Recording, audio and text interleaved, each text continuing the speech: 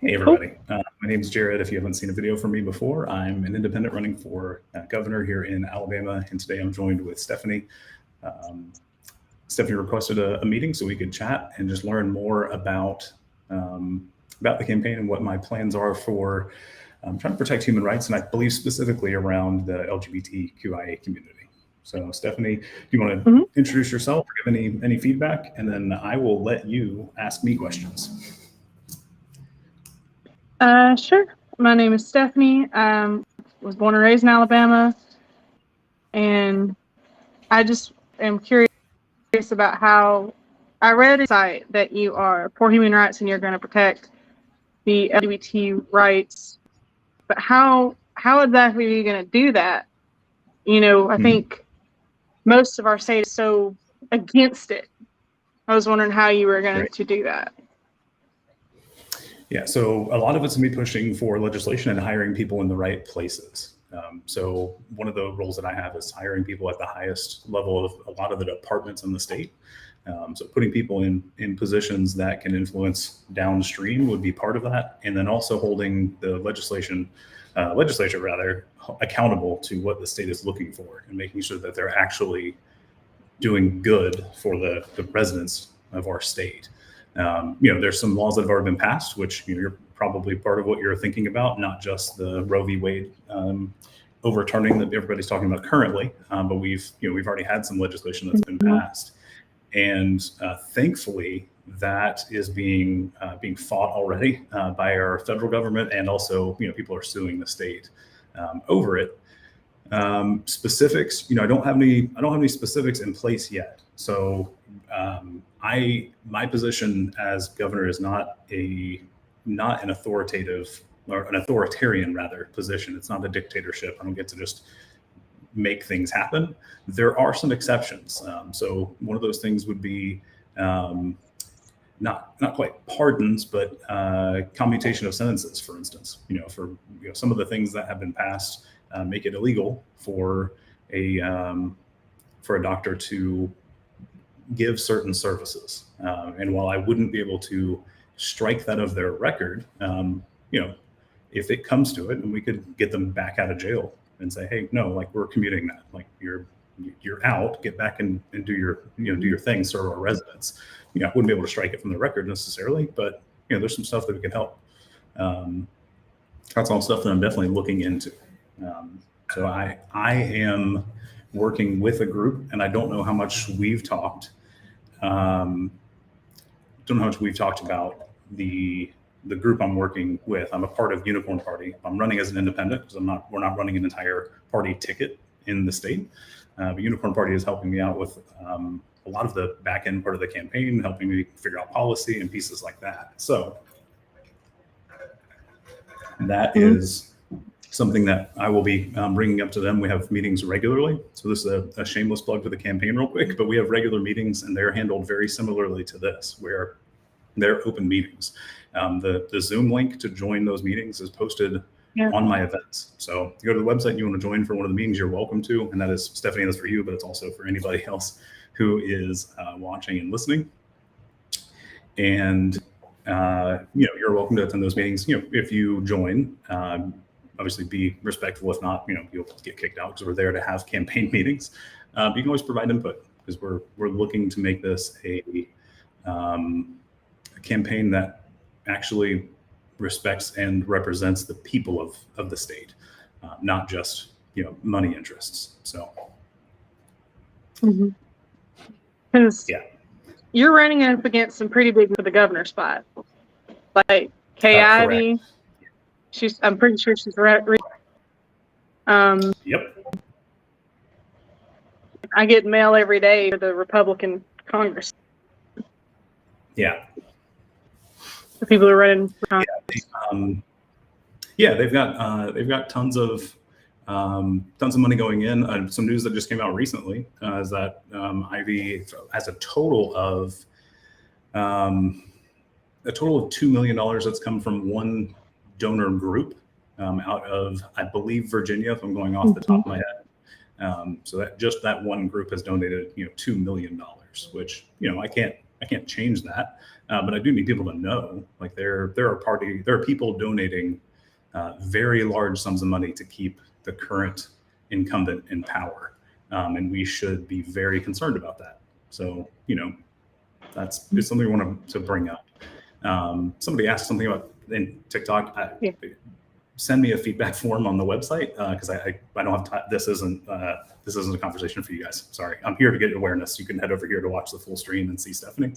Although you put Nicole in the piece. Yeah, that's I just realized that my preferred name, but it's okay.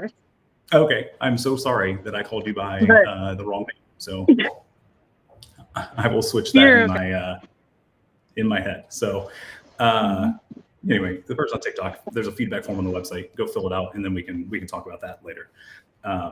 So Nicole, back to you. What specifically? What are some specific concerns that you're worried about coming into the next year? Like what are some of those bigger concerns? Okay, so this Halloween, me and my partner married in Texas, where she's from, and I've been kind of worried since the overtone of Roe v. Wade, what else they're going to try to take. And gay marriage is always something they love to put on the chopping block, and I'm going to take that away when we already have it. You see what I'm saying? Right. Yeah, if it becomes a state's and rights, we also want to have kids. Go ahead. There's a slight delay. Sorry, we also want to have kids. Gay marriage isn't just a piece of paper. It also protects, my partner and I's children's rights to health care, to insurance. That it's not just a piece of paper. And unfortunately, a lot of people see it as just a piece of paper. And so many people that I've talked to that do not have the same beliefs, they don't see how big a deal it is. My partner was in the COVID ICU for 8 days with COVID, and she was dying. Her family wasn't as supportive. I would have been as involved. So that's actually exactly what I was going to bring up. It's other gay couples whose families are not as supportive. Yeah, it's if you either of you end up into the hospital or any other kind of situation where you need someone to speak on your behalf. If your marriage is no longer a valid relationship in the eyes of the law, at least, that can cause some very big problems for sure. Yeah. So that's again, I don't have authoritarian control, but it is something that in the state of Alabama we have. It's called line item veto, but you can actually, as a governor, when a bill is proposed, I can veto specific pieces of legislation. The caveat there is the legislation can overrule that veto if they have enough support on both sides. And currently that wouldn't be a huge thing that I could push back on. So part of that still comes back to everybody who's watching this. If you're in the state, like your representatives matter. Like you've got to still vote for people that are going to represent you at on the legislation side, because that's part of the way this is supposed to work. Is it's not supposed to be one side or one of the three parts of the government that can control everything. We right now it is there's no pushback because all three sides all agree. Maybe not with what the rest of the state thinks as a collective, but they agree on a lot of things. Not every one of them, but the majority of them all agree on the things that are happening enough to where there's not usually a lot of pushback when the conservative side wants to push something through. So, yeah. Yeah. So what else? What else can we talk about? Like this is time for you to ping my brain. And I read on I read on your website you're also going to tackle healthcare in Alabama. How exactly are you going to do that? Because I'm on. So Yeah, we're working on that policy still. So that one, we don't have a specific policy in mind yet, but part of that would be expanding Medicaid. One of our recent campaign meetings, we discussed that. Somebody asked me to look into something that I didn't realize was as easy of a question that they had proposed, but the answer to expanding Medicaid, because our state hasn't. I'm not sure how familiar you are with that situation, but there's more funding available from the federal government that we just haven't accepted to expand Medicaid in our state. And I don't have the numbers in front of me, but it's not an insignificant amount. So that would be part of it, would be accepting that to make sure we can expand Medicaid. Gotcha. Ideally, we would be giving better access to everybody in the state for healthcare. So if you want input on that policy and you have ideas, especially with direct experience with our state and how that system is functioning, I would love to have you at our next general welfare meeting, which we just had. So it would be next week. I'm going to do a shameless plug and mention that. I want to make sure I get the right times. It's Tuesdays at 6 p.m. So it'll be there's an events page on my website, and there's a Zoom link there. We'd love to have your input on that. If you're interested. Gotcha. Most of our healthcare is done, unfortunately. The insurance decides, is this procedure needed and will they pay for it? And that is a big part of how people don't really talk about. Yeah, one thing we are looking into after healthcare workers don't want it. Yeah. One of the things we spoke about in that last meeting also was the fact that Blue Cross Blue Shield currently, at least from the court decision we found from 1997, at least, they at the time didn't meet the requirements to be considered an actual health insurance provider, at least for a specific purpose. So we're looking into whether or not that's something we can address, because that's concerning. There are some pieces that they didn't follow the rules, at least in that time. Again, we're still looking into whether that's still the case, but somebody brought it to our attention that back in 96 or 97, they weren't following some of the rules around allowing healthcare providers to become network providers, if I remember the case correctly. So because they weren't following the state's rules, they basically were excluded from having to be considered a part of another aspect of the healthcare system, which effectively meant they weren't considered a full health insurance company. We're still looking into the details, but that's one of the things we're looking into, is that makes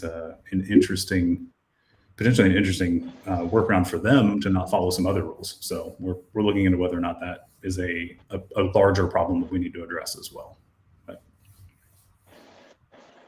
yeah, expanding access to Medicaid could help out a lot of people in our state, because there's a lot of people that don't even have access to that.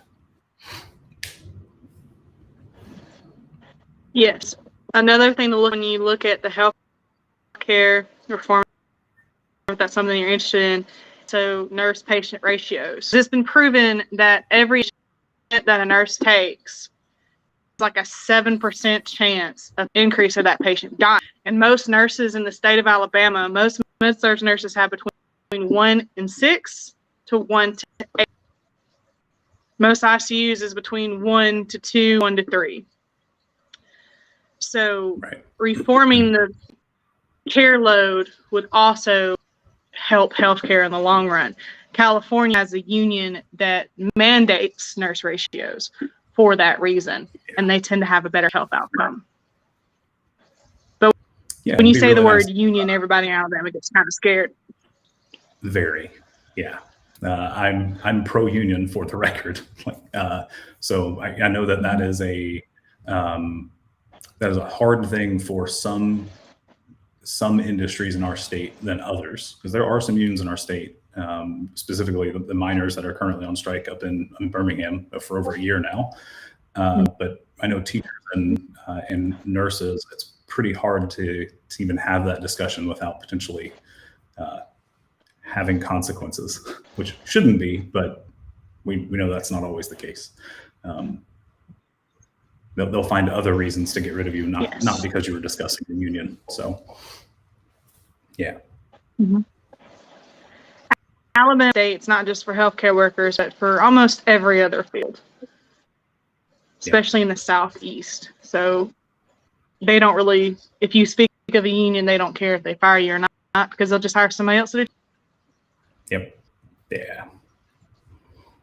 At least that's what I think they do. I mean, that's I was just very curious about how situation. Yeah. Sorry, we keep I was just cutting really each other off about a how little you're because of going the delay. Sorry about that. Sorry. Yeah, there is this curious about how you're going to implement these things. I said I was just implement those policies. Yeah, a lot of stuff is still in the works. I started this campaign in February, so a lot later than most of the people who are running. So I don't have everything in line. I'm fully open about that to everybody I talk to. Like this, I decided to run after, if you read the website, I'm sure you saw that piece, but for anybody who's watching now or later, I decided to run after not seeing anyone speaking up for specifically the situation with COVID funds being spent on prisons. You know, $400 million got allocated to new prisons rather than being spent on COVID relief last October. And I gave it a couple months and nobody running seemed to oppose that. And that was kind of the last straw for me when, you know, there's enough that we're already battling to know that no one challenging the current situation who was officially challenging it didn't actually, you know, challenge some of that stuff was too much. So that's one of the big reasons I decided to run. All three of my main points, the healthcare, education access, and the prison system are all intricately linked. We've got to solve for those three plus more, but they're definitely intricately linked in trying to solve the overall problem in our state. Mm-hmm. Yeah.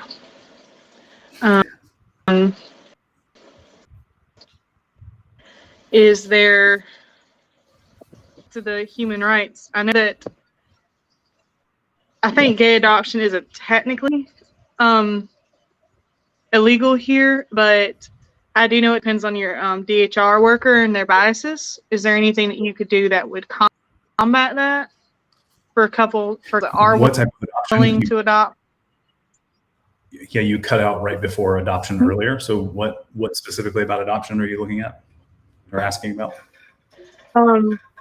Gay adoption. So it's not technically illegal for gay couples to adopt, but it depends on the bias of your social worker that you get assigned to for the adoption. Is there anything that you could do to combat that? I know you can't. I know there's only so much you can do with that, but I was about that.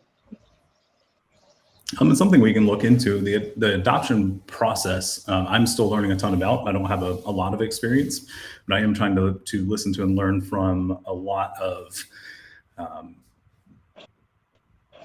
previously gone through the foster system and the adoption system to get their input on how it functions from their perspective and go from there.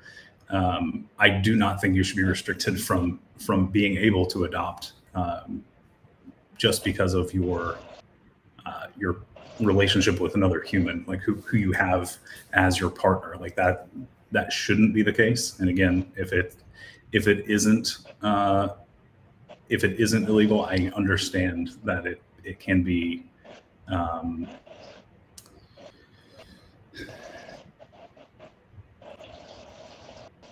not faked. It can be forced, right? And so they can fudge it and come up with other reasons similar to what we were talking about with unions earlier, right? So happy to look into things like that. That is something that I do not have a whole lot of direct experience or knowledge about. So this would be another situation where if that is something that you are passionate about, I would highly encourage you to help us out. Like, well, let's come up with a plan. It's like, I'm one person. We have, party, but, coming up, asking me to come up with all of the ways to solve the problems in the state is not a feasible option. But I'm definitely wanting to help solve some of those problems that our residents have, for sure. Gotcha.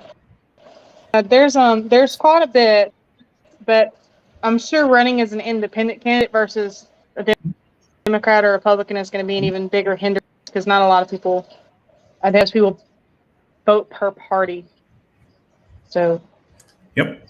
And that has not gotten us anywhere in a very long time. So that's it is one of the reasons I'm running as an independent. Like, neither party, again, and I have to be, I'm very careful about how I say this, because I have people that I'm connected to and believe they're doing what they can to change our state in those parties.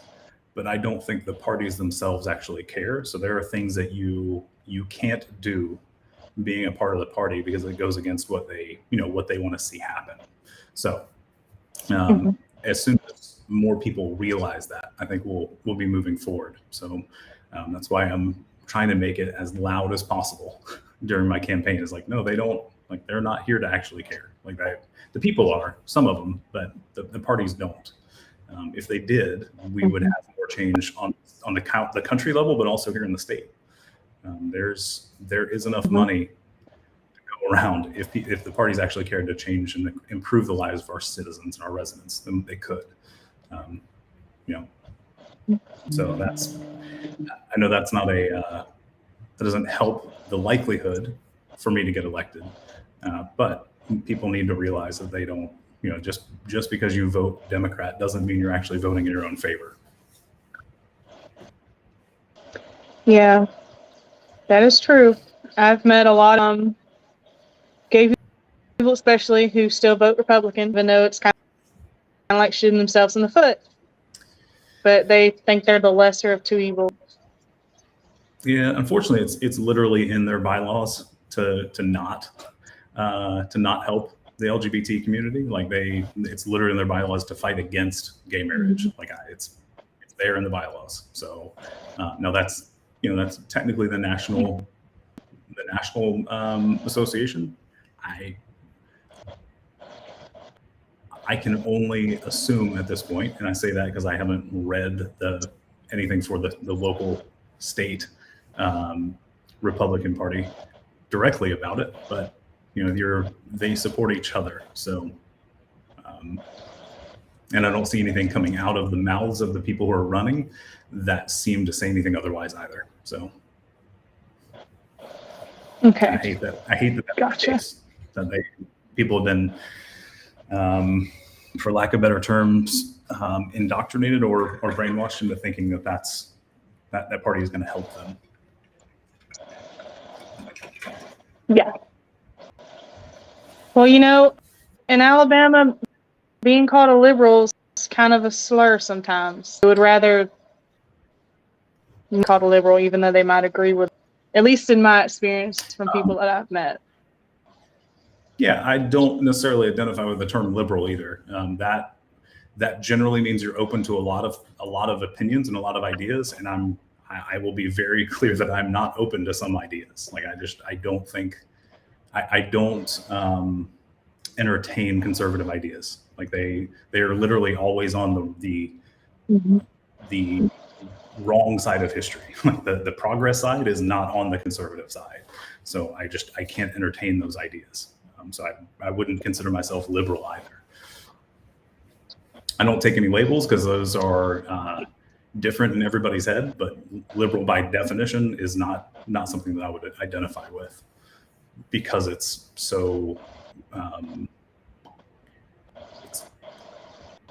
by definition, it means you're open to everything. Like, you think all ideas are valid and should be considered. And unless I'm misremembering that definition offhand, which probably shouldn't do on a live stream, but I just did. So here we are.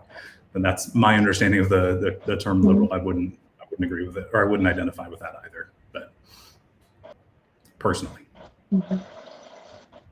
The big thing I Okay. need people to understand, regardless of the letter that's next to people's names, their actions should speak louder than their words. And I understand that for me, that's a hard, it's hard to get behind me because I don't have actions. I don't have prior actions to speak of. Like I'm running as an independent, first political campaign. I get it. I will say, looking at the other sides, there's no action behind their words. Not as a whole. Individual people, again, they're doing their best. There's some representatives and some senators that are attempting to do some really good things. But the parties as a whole don't have the actions behind them to actually help everyday residents, everyday citizens. Those are what I usually call collateral benefits. Like they're doing what helps them as a party, and if it happens to help other people, that's great. But that's not the intention. If it was, we would be doing a lot more. Nationally speaking, Roe v. Wade's a good example. We could have had that codified into law over the past 50 years at some point. We should have been able to do that if that was an actual focus. And it's not, and here we are. Because both sides have been in power at various times since that was originally decided, and it's never actually been codified into law. Which, you would think you would think if it was that big of a if privacy and human rights were that important to either party, they would have codified it by now. But we're getting a bit off topic and going national rather than state level. But Sorry. No, that was I Yes. brought up Roe v. Wade, so that was on me. But Well, it is one of those laws that, unfortunately, when they overturn it, there's several laws that like what is it? Virginia versus Friendly has been talked about a lot, that they might go after. But it's one of those human rights laws that once they go after one, which one are they go after next? Yep. So I think if they start that Roe v. Wade is relevant to gay rights because human rights that people always love to come after, especially if they are on the conservative or Republican side. They always say every ad, every 2 to 4 years is always like, we have to protect Alabama's traditional family values. And they make it sound so pretty in their ads, but when they're holding their guns, but what they don't talk about those values actually are. And unfortunately, those values are very exclusive, and that's what they want. Yeah. So I wholeheartedly agree with you. They want cisgendered heterosexual relationships with three kids and a dog and a white picket fence.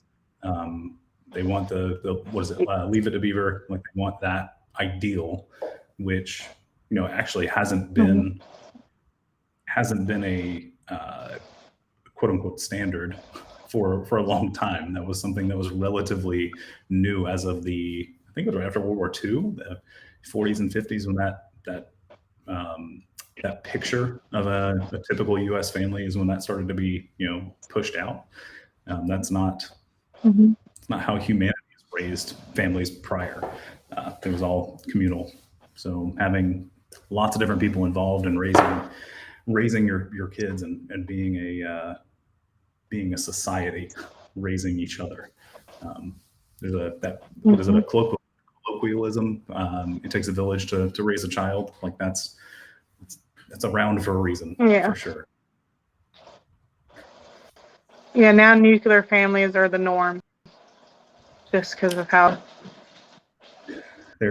it's being pushed for sure. Yeah, but I wish more people would see how that doesn't actually work. Like it seems pretty because it's it makes for a great I say a great photo. It's the typical family photo that everybody's expecting, but that's not. it doesn't actually work that way. You can't ignore everything else around you when raising a family.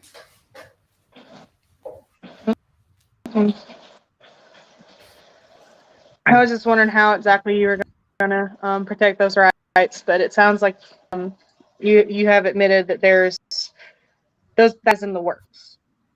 Yeah. Policy is still definitely in the works. It's a fresh campaign. I mean, it's May 20th.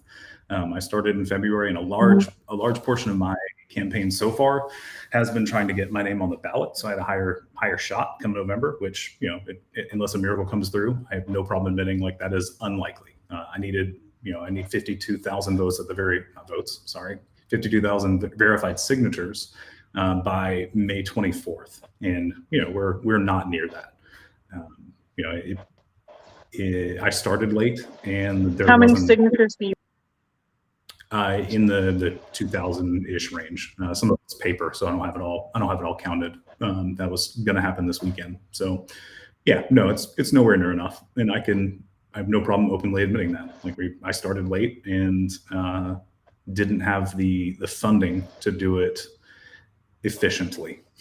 So it was worth a shot. Pushed it, and a lot of people have been supportive, and it's getting my name out there, which is good, and letting people know that there's somebody in Alabama that actually cares to try and help regular, average residents of our state, rather than working towards corporate benefits. But that's that has been the prior focus. As of this weekend, tomorrow, actually, we have a strategy meeting. So we're going to start working on moving forward now that the petition is very unlikely to happen. Miracles can happen, but it's highly unlikely. So we're going to be having that strategy meeting this weekend and moving forward from there. So that's our next goal. And a part of that is, actually pushing on some of those policies for our state specifically. And then coming up with those plans that we can actually, let people know what we're hoping to do. So if you or anybody else watching wants to be a part of those, you're welcome to join the meetings. If not, you want to wait till later, it's your call, but it's also your state. So I would encourage you to get involved, especially if you don't like anybody else that's running. That's why I'm here. Yeah, I feel like Alabama has been too conservative and too often on the wrong side of history for too long. I feel like we should get with the program when it comes to human rights. I completely agree with you. Every human.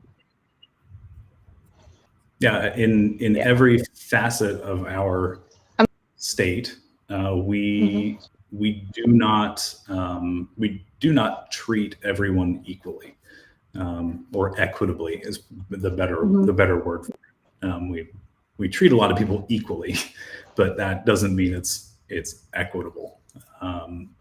Education is a really good example of that people can relate to when we talk about the funding for some of our schools. Some of the funding for all of our schools is based off of like property taxes and other sales tax and business taxes. And that sounds good on paper because you're like, oh yeah, like let that area, fund their school. And it's like, all right, well, let's take a step back and realize that we, as a country, not just our own state, but as a country, we literally told certain groups of people they couldn't live in other places. And we'll use the Black community as an example. Like, okay, cool, you used to be slaves, so you don't have any generational wealth, and now you're not allowed to live in this neighborhood. You all have to live in this neighborhood over here. Turned into redlining. So they were all forced to live in one area, which means it had poor property values because poor Black people lived there, and that's how we. I don't agree with it, but that's how we sometimes how property values are created, right? It's the people around you, or the value of the houses around you. So then those communities now have to fund their own education compared to some of the generationally wealthy communities that lived in other areas. And it's like, yeah, sure, the laws all say, cool, but your area generates your property taxes and sales taxes. That's what funds your education. But like, okay, yeah, they're equal, but that's not that. You have to take historical context and bring that into how we're dealing with things. You can't just say, pull yourself up by your bootstraps and pay for your own education. Like they don't have that to do. There's nothing there. There's not as much there for them to generate their own revenues. So it's a much larger systemic problem, and it involves every aspect of our government. People don't realize it, but it's everywhere. I'm focusing on three because those are the three that affect people the most: so education, healthcare, and the prison systems. But it's creating a business is a similar. Like you don't have the same opportunities depending on where you're from and where your background is. But. I noticed that the prison system pretty often throughout the conversation are as well. Are you going to look to other states, like who was it, Oregon? They legalized most drugs and their crime rate was much lower. A page out of his book and made it where instead of criminalizing, they help them, I think is what they did. Is that something that you're looking into doing? Yeah. Yes and no. Our system in the United States is broken as a whole. We use punitive punishments. And that's known to not actually solve crimes, meaning it doesn't prevent crime long-term. Yes, it prevents that one person from committing crime while they're in prison, but putting them in prison for any period of time does not solve the vast majority of the harm that we're trying to solve. So as an example, let's say it is drugs. Specifically selling of drugs, because that's, I believe, the highest of the admissions into the Department of Corrections last year was for manufacture and intent to sell, if I remember correctly. It was the largest portion of the intakes. Those typically, not all the time, but most of those are for, they're trying to generate income. So they're already poor, and we are now taking them out of a system that they can generate revenue, meaning regular society. We're putting them in a prison where they can't generate revenue and pay for things for an extended period of time, putting on additional fees and debt for being in prison, and then putting them back into society where they already couldn't get a job with more debt. And it is literally just a giant vicious cycle. When I don't have specific plans currently, but something, not putting them in prison in the first place, great step. But it's not just drugs. Like, let's say it's theft. That somebody who steals, typically they're stealing because they don't have a lot of money. So you're not solving the societal problem. You're just putting a Band-Aid on it and putting them in a box. And in our state and a lot of states, we end up using them for slave labor while they're there, which makes the problem even worse. So there is no incentive currently for us to not do what we're doing. It's not just about decriminalizing one thing. We have to rethink how we do justice. And I know that's a huge ask, especially for a state in the South to do.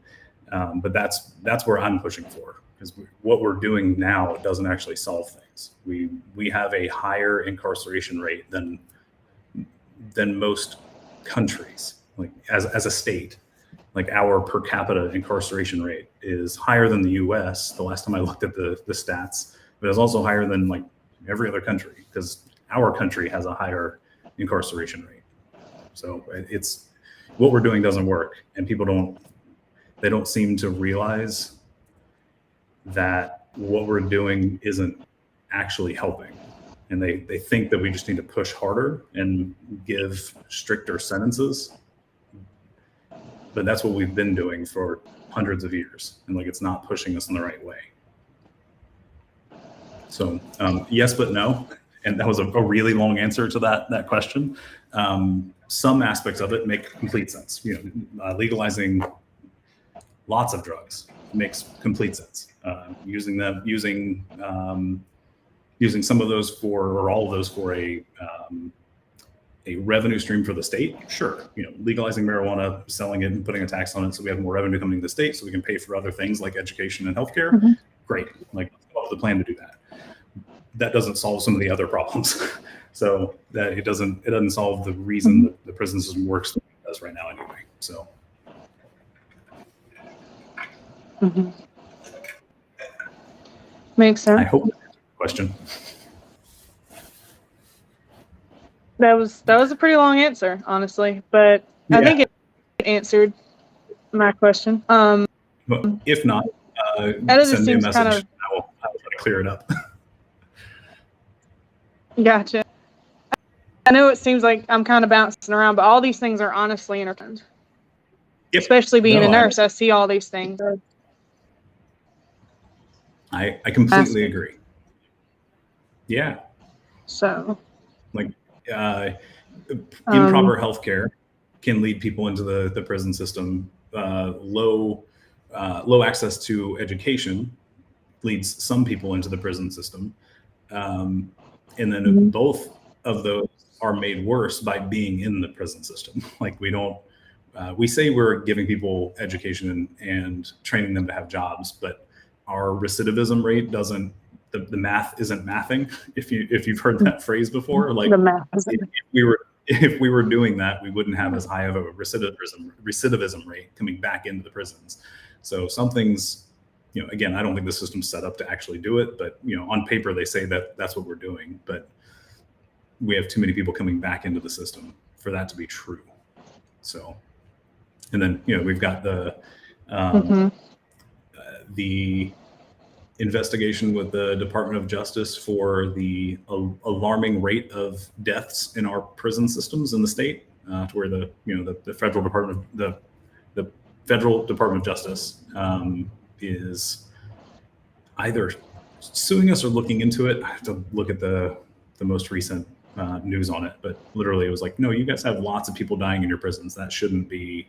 That's way more than people should be dying in a prison. Like that's not how that should work. It goes back to healthcare access. Like, what is it? There's we're getting. I don't have the numbers in front of me, so I'm going to use generalizations. But you earn as an incarcerated individual.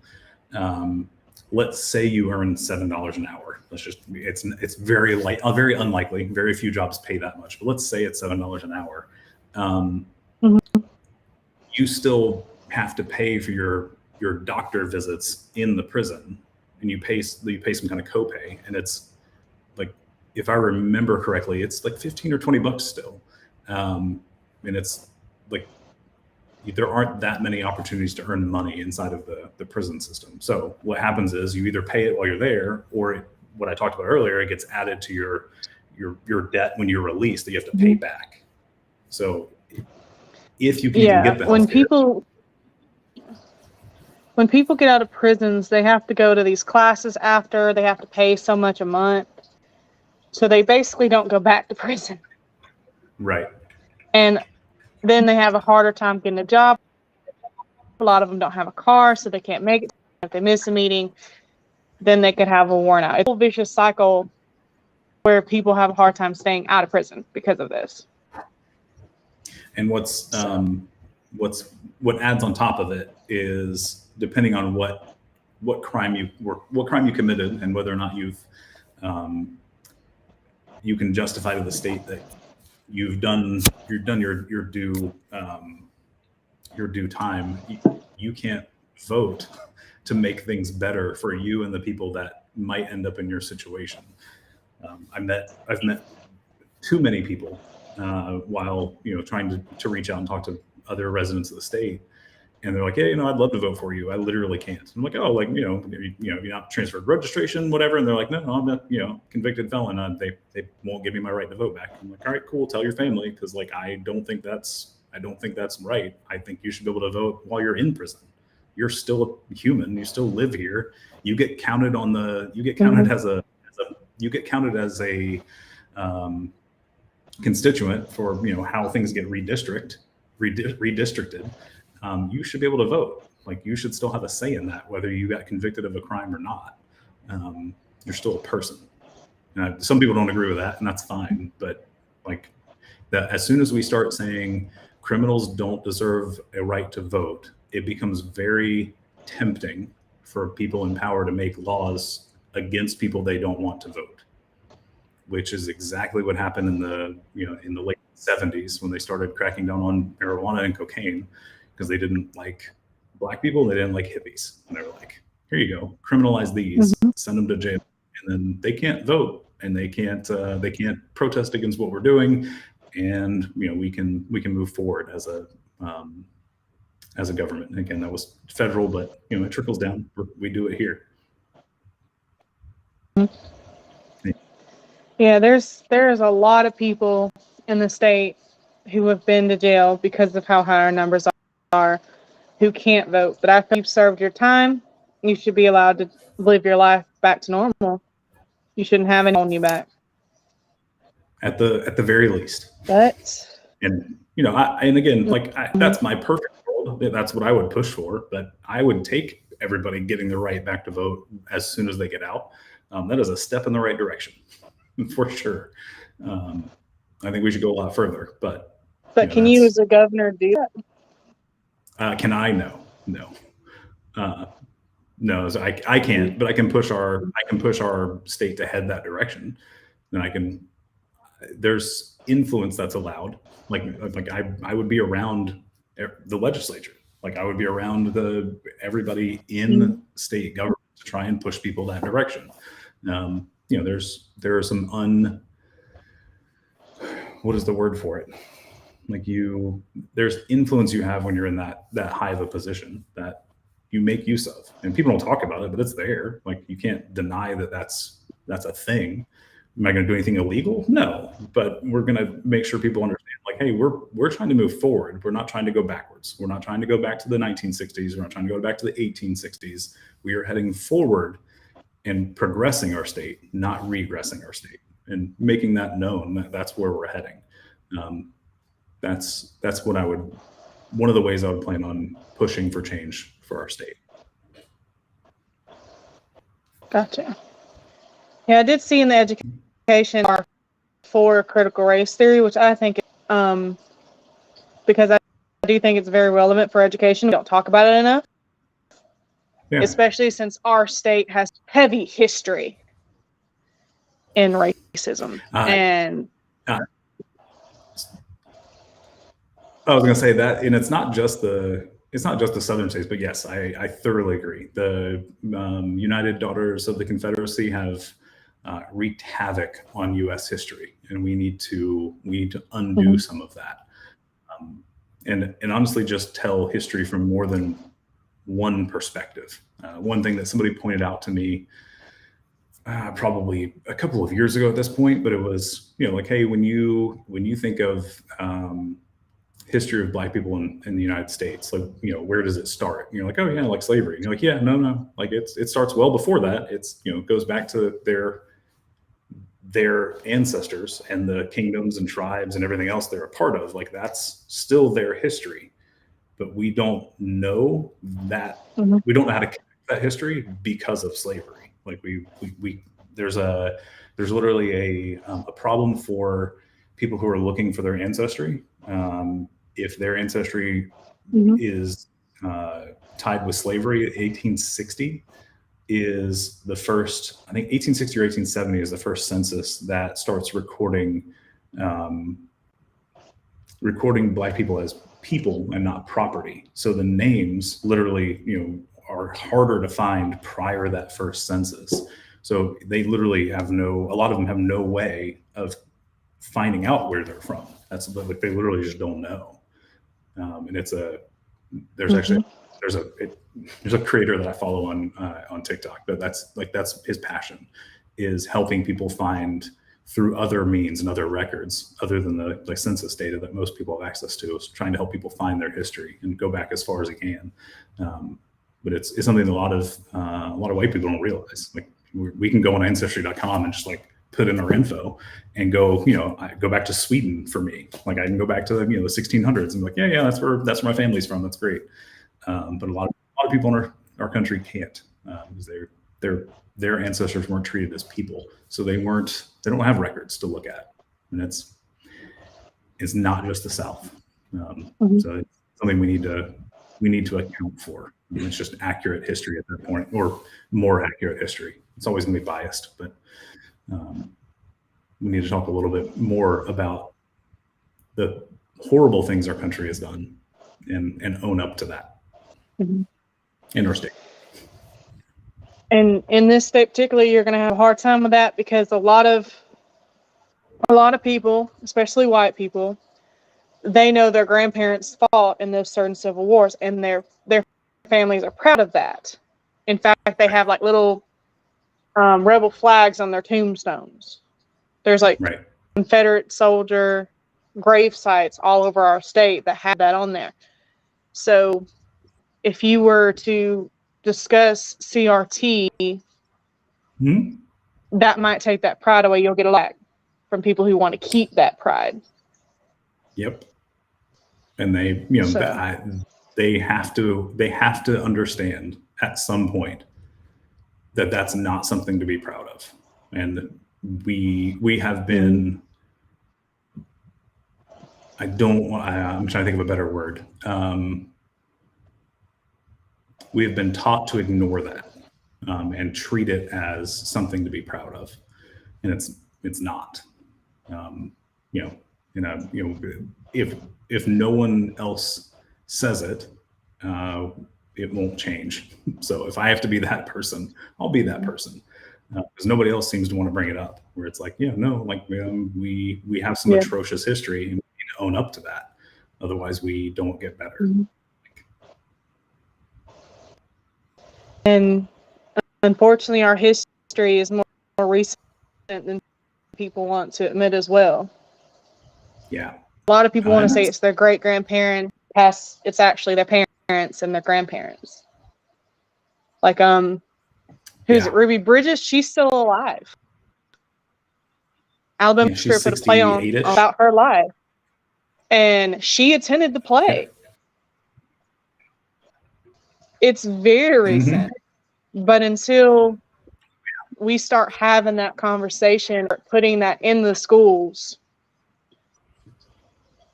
it's not going to change. And there have been several studies that link the school to prison pipeline, and that is so that's another factor. Yeah, another connection between the education system and the prison system. Yep, there's and we'll probably end with that thought. But the thing I would tag on is there's actually there is correlative data to the reading levels and graduation rates to how many prisons get built in an area, and they look at that data to forecast and project how many prisons they're going to need in certain areas, and if that doesn't frighten people, I don't like using fear, but like literally we're using that data. When I say people are using that data to figure out if they should build more prisons. It's like, all right, well, they're less likely, if they're below average on, if there's a certain percentage below this threshold at fourth grade, like, we know they are less likely to graduate high school, which means they are less likely to have good jobs, which means they are more likely to commit crime, which means we're going to need more prisons. So, it's fourth grade. So, we've got X amount of time to build X number of extra spaces in prison. And it's, instead of putting efforts to improve the reading, because they see it in fourth grade or whatever the year is, They see it then, but instead of putting efforts into improving it, it's like, all right, cool. Well, let's prep some more prisons because we're going to need those. And it's like, it's disgusting. Like that's not the way that should work. And I know people don't like it when people use the word should, because I'm imposing what I think at that point, but I'm going to use it here. Like that's not the way that should work. Not as we're trying to improve society. We shouldn't be planning to put more people in prison. But again, that's the intent for the system currently, is put more people in prison. So anyway, it is nearly 6 o'clock. I do appreciate your time, Nicole. If anything else comes up and you have questions, feel free to reach out. I'll remind everybody that this campaign is as open as I possibly can make it. So thank you for being willing to do this as a live stream. Some people don't want to, and I completely respect that. They want to keep some of their questions are more personal, and they don't want to bring it up in public. I do appreciate you doing this live with me. And any scheduled event that will be a live stream is available on the website. If you go to the meetings or events and meetings page, I have those listed. There are some regular meetings that happen. In fact, I have an economy meeting that's supposed to start in 6 minutes, and I will be listening to it from my car on the way home. So I will check that out. If anybody wants to watch it, you will have to go to the link in my website. I won't be streaming it tonight because I will be driving, but check it out. There's one also later for operations. And then I have a virtual town hall at 9 o'clock tonight with somebody else from Tallapoosa County. So if anyone wants to check it out, please do. If you want to join the meeting, check the events page. And we will see you soon. Cool. Thank you for your time. Right, I know only was 30 minutes, but thank you. Look, you're worth it. Have a good night.